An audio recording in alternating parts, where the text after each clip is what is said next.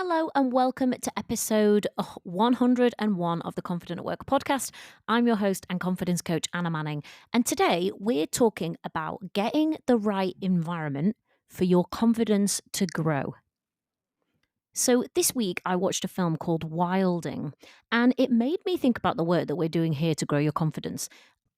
So in this film, a couple of farmers, they owned an estate in the south of England. And they tried to farm this estate. They tried to grow crops, they'd kept animals, but the crop growing just hadn't really worked. They could not get a good harvest. And an expert came in to talk to them about some trees that were on their land. And he said to them, well, what you've been doing while you've been farming this land is essentially killing these trees. They do not have the environment under the ground that they need in order to grow. And the crops that they've been trying to grow, also, it wasn't working because they didn't have the kind of soil, they didn't have the kind of environment they needed. And this expert told them that the way that they'd been farming the lands had created a kind of dead zone, an environment where the soil was virtually lifeless. If you think of soil which is healthy, it contains microbes, it contains bugs, it contains fungus, right? It's alive, it's teeming with things which give us life and allow things to grow. And their soil was like a dead zone. For so long, they'd been doing what most farmers in the Western world do and had been planting and ploughing and churning. And because the soil was getting more and more degraded, they would add in nutrients that were meant to support the soil, but they were also adding in chemical fertilizers, pesticides, and fungicides to kill off the pests and the things that they didn't want. And those harmful chemicals had been damaging everything in the soil.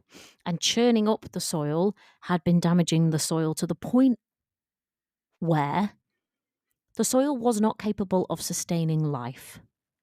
And here's the point that confidence comes in. Your internal environment is extremely important when you're thinking about being confident.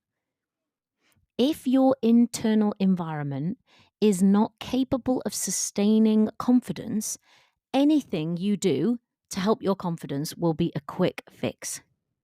So when I'm working with clients, we're working on the environment which the confidence is going to grow from. We're focusing on getting the soil right. We're focusing on getting the environment right. And sometimes I call that our internal culture. That environment on our inside needs to be right if our confidence is going to grow. Just like plants, they do their thing when the environment is right, okay? They have everything they need written into their cells. And when you get the environment right, when you get the soil right, the plant grows. Confidence is the same. When you get the environment right, the confidence will grow. So in this film, Wilding, their soil, their environment that they were trying to grow stuff in was virtually dead because it had been degraded over years with pesticides and fungicides and chopped up, and it was devoid of life, so nothing could grow in it. And if you don't feel the kind of confidence that you want at work, this is what you should be focused on. Whether the environment is right in order for your confidence to grow. Your soil may essentially be dead because it's been degraded over years by adding harmful chemicals, so your confidence can't grow in it. Now, there may be a number of reasons why your environment might not be completely dead. It may just be struggling a little bit. But there might be a number of reasons why your environment, your soil, is not capable of sustaining the kind of confidence that you probably should have, given the fact that you know what you're doing and you're good at your job. There could have been a lot of toxic chemicals added to your environment from the outside. So you could have worked in a really difficult environment. You could have had a toxic boss. You could have been in an environment where over time, it created an environment in you which was just not conducive to you feeling confident. Didn't matter what you did, didn't matter how good you were at what you were doing. Working in that kind of environment created an environment in you in which confidence is never going to be able to grow. So those toxic chemicals could have been polluting you from the outside. But for some of you, you would say, well, my team's not that bad. My boss is okay. Generally, things are all right. So I don't know what's going on with my soil. I don't know what should be wrong with my environment. But the reality is, in fact, let me back up and rephrase that.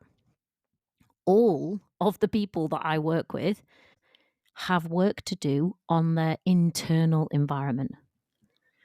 There have been tons over years of toxic chemicals in the form of habits and behaviors which have been pouring onto your environment, onto your soil. And in that environment, confidence, of course, can't grow. That environment that you have on the inside, whether it's been created by the external circumstances that you've been in, or whether it's been created by the toxic chemicals that you might have unknowingly been putting into your own internal environment over years and years, or whether it's possibly a bit of both, that environment, once it's created, is not capable of sustaining life.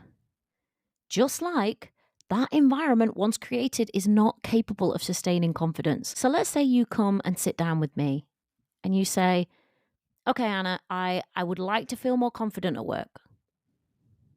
I say, okay. And in the back of my mind, I'm thinking, I wonder what their environment is like. I wonder if they currently have an environment which is capable of growing and sustaining confidence or not. So I'm going to ask you a load of questions that are designed to test out, what is this person's internal environment like? Some of you might be in environments that are downright toxic, and maybe it's impossible for confidence to thrive in that kind of environment. But I'm going to be asking you questions that are designed to figure out, what is your internal environment? What is the soil that we're going to try and grow your confidence in? Is it healthy? Is it capable of sustaining confidence or not? And I have to say that I have never been surprised yet. Maybe one day I'll be surprised, but so far it hasn't happened. If you sit down with me and tell me all about your internal environment, you're going to see pretty quickly that it is not capable of sustaining or growing confidence if that is something that you want to do and it isn't happening. There's a reason why it isn't happening. If you know what you're doing and you know you're good at your job, something else is happening. So there's nothing wrong with the seeds, there's nothing wrong with the plants, but there's something really wrong with the environment that you're trying to grow them in. And that's what we need to figure out. So if you haven't yet taken the confidence assessment, click into the show notes, go and take it now. That assessment is designed to assess your soil quality, assess the environment that you're working in, and to assess whether or not that is capable of growing and sustaining confidence. If you haven't taken it, go and take it. It will personalize this episode for you. But let me just walk you through it and give you some idea of the kinds of things that I'm going to be asking you to figure out. Can we grow confidence in the soil, or do we have to work on the soil first before we do anything else? And usually the answer is we've got to do some work on the soil because it's dead, or it's defunct, or it's toxic. So I'm going to want to know how you've been treating your soil so I can figure out what your environment is like. Poor self-management, unrealistic standards, and a failure to acknowledge good work are a toxic trio of chemicals that you might be unknowingly pouring all over your internal environment every day.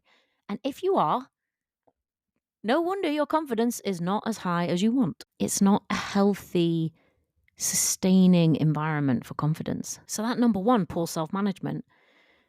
The chemicals that you're pouring all over are self-criticism, self-doubt, over-focused on how you're being perceived, creating all that internal pressure and giving yourself no emotional support, actively probably giving yourself a hard time. The second in that toxic trio is having completely unrealistic standards. So expecting a lot, perfection even, and not tolerating anything other than that. So any failure, any mistake, any setback, any misstep will not be tolerated.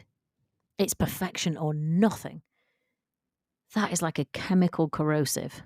You may also be engaging in a bit of comparison, being like, oh, you're not doing that so well, are you? You seem to be the only one. Everyone over there seems to be fine. It's just you. So unrealistic standards are the second in that toxic trio of chemicals that you may be pouring all over your internal environment. Number 3 is around a failure to acknowledge good work.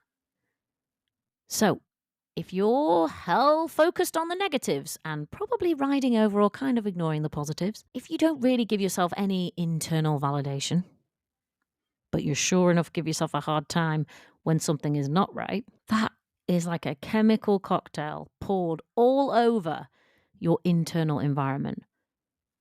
Because the negatives are looming large and the positives are just kind of swept into the corner and ignored. You're probably not getting that much validation in your work because, let's face it, most of us don't.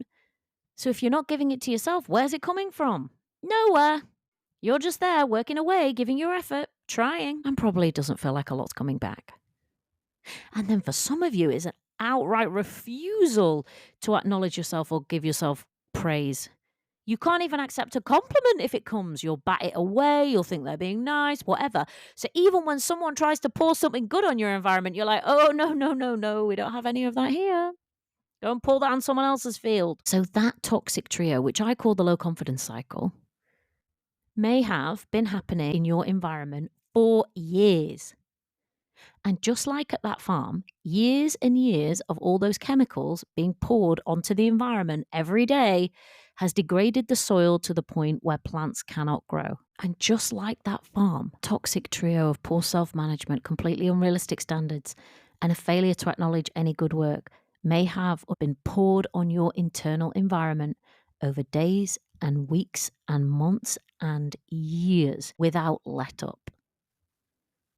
So, of course, your internal environment, your soil, has been degraded to the point where confidence cannot grow, cannot be sustained. And when I say it like that, I'm sure you're like, well, that makes absolute sense. I know that if I was in the kind of environment where I got constantly criticized, constantly doubted, where everyone constantly heaped a load of pressure on me, never gave me any emotional support, told me everything had to be perfect, would never tolerate a mistake, compared me to my colleagues constantly, always focused on the stuff that I did wrong, but never noticed when I did anything right and never gave me any validation or any praise. You know, if you worked in an environment like that, you would not be feeling confident. That is not a healthy, sustainable environment for confidence to grow. But you may be working in that kind of environment day in, day out, week in, week out, year in, year out. If you've got an internal environment like that, it's the same as pouring those toxic chemicals on the soil every day and then expecting it to grow stuff. It just can't. You cannot pour those habits and those behaviors onto your internal environment every day and expect it to grow you confidence. Even when you're so good at your job, even when you get promotion after promotion, and even when other people all believe in you and tell you how great you are, your environment will still not be able to sustain and grow confidence when it's getting that shit, excuse my French, poured all over it constantly. And I'm not saying this to call you out and be like, you're doing it all wrong. Please don't hear it like that. I'm saying it because most of us do not even notice. We do not even notice that we're pouring these harmful chemicals onto our internal environment day after day, all the bloody time. And I'm here to hold you by the shoulders and shake you and say to you, if you are doing this to yourself, if you have created this kind of internal environment, please think about what it is doing to you. think about how it is degrading that soil in you from which you're expecting confidence to grow. And how can it? How can it? It can't. But just like this Wilding film was really a good news story, your internal environment can also be a good news story. So it's almost 25 years since they started this Wilding experiment on their farm, since they stopped putting down harmful chemicals and disrupting the soil constantly, and since they let the wildness do its thing, take back over and regenerate itself. So they stopped pouring harmful chemicals on it, but they also introduced some good things, which helped the soil to come back to life so that everything could grow again. And they've had turtle doves, which apparently are on the edge of extinction. They've had breeding storks. They've got beavers. They have loads of butterflies that haven't been seen much in the UK. Their skies are filled with birdsong. That land, if you watch it or if you look online, has come back to life. And it is sustaining life on a beautiful scale. And you can be the same as that farm. You can do what they did. You can make the decision. You have the power. You own the farm. You can decide, as of now, I am wilding, which means I'm going to stop pouring those harmful chemicals, that toxic trio, onto my internal environment every day. And I'm going to add in some good things. So in this case, they added in some animals that they thought probably would have naturally lived in that environment. So they wanted to get as close as they could to what would have been there originally. So they had cattle, like big cattle, scary looking horns and all that, wild ponies and pigs, and all other kinds of animals moved in too. So they took some stuff out and they added some stuff in. And they watch the landscape transform. And your confidence is going to be the same. You're going to take some stuff out, the harmful chemicals that we just talked through, and you're going to add some stuff back in. And that stuff that you add back in is going to be like the organic matter that starts the process of regenerating your internal environment, regenerating your soil and allowing that confidence to grow naturally, as it will, in abundance, when the environment is right. So the things that you're going to add back in, they're not going to be cows and wild ponies and beavers. They're going to be a beautiful trio of things instead of a toxic trio. The first one is good self-management. The second one is realistic standards. And the third one is fair feedback and acknowledgement for the work that you do. They're like the cows, the ponies and the pigs that they added back into the farm. And that good self-management that you can add back in is an inner voice which supports you and encourages you. It's some self-trust that you can actually get this right and you should actually be here and you are an expert and you do know what you're doing. It's reduced internal pressure. So instead of piling on the pressure, you're just going to reduce it. You're going to reduce it and just let yourself do your thing. And you're going to allow yourself to focus on what you're doing versus how you're being perceived. So you can stay in the moment, stay present, stay calm, instead of spending all that time in your head. You're going to provide nice emotional support for yourself on difficult days, just like you would for anyone else. And that good self-management that you're going to be adding back in is the organic matter that soil needs and that environment needs in order to start thriving. So let's say that one is the cattle. Next come the wild ponies of realistic standards. So you have to learn how to set realistic standards. If your standard has been extremely high, perfection or nothing, and that has exhausted you and depleted you, no bloody wonder. But when we add in realistic standards, it allows you to breathe. It allows you to make a mistake. It allows you to do a first draft. It allows you to be mindful and be cognizant of the resources and the time that you do have and not expect perfection of yourself all of the time. Again, it allows you to take some of the pressure off. And with that comes an increased tolerance of failure and mistakes and setbacks, because they're going to happen. Nobody loves them. They're not great. But they're a part of life and they're a part of your working life. And once you learn to be okay with yourself and manage yourself properly when they occur, that is the organic matter that you need to go out there and do your thing confidently. Then you're going to remove that comparison. And you're going to add in instead noticing your own strengths and everybody else's and staying in your lane and being okay with it. So that's good self-management, let's call it the cattle, and realistic standards, let's call it the wild ponies. And here comes the third one, the pigs, acknowledging good work. So when you're able to actually give yourself fair feedback, instead of just noticing the stuff that goes wrong and ignoring or brushing over the things that go right, you're going to actually give yourself fair feedback. Yeah, do you know what, Anna? You did do that really well. Okay, that was not the best, but we'll do better next time. Just like you would want from a boss. Fair feedback, which is constructive and useful and respectful and helpful. And actually, acknowledgement when you get something right and giving yourself praise. That is going to be like heaping loads of really nice manure onto the soil. You're helping all the life return to it. Every time you're like, yeah, well done. You did a good job today. Well done on that. Yeah, you really pushed through and that was tough. I'm proud of you. That is like some manure from the pigs that your soil definitely needs.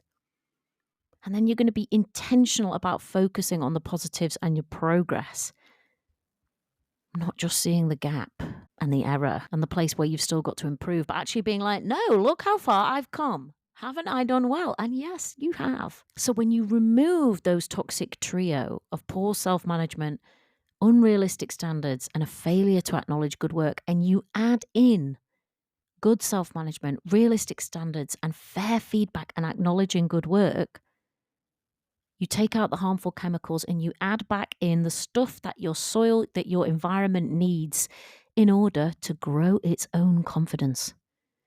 If you get this right, if you get the environment right, you don't need loads of fancy tricks and puffing yourself up and wearing a fancy suit and pretending that you're confident. You don't need any of that. Get the environment right and the rest will follow. Trust me, I've seen it. I've worked with it so many times. It's just like they found at the farm.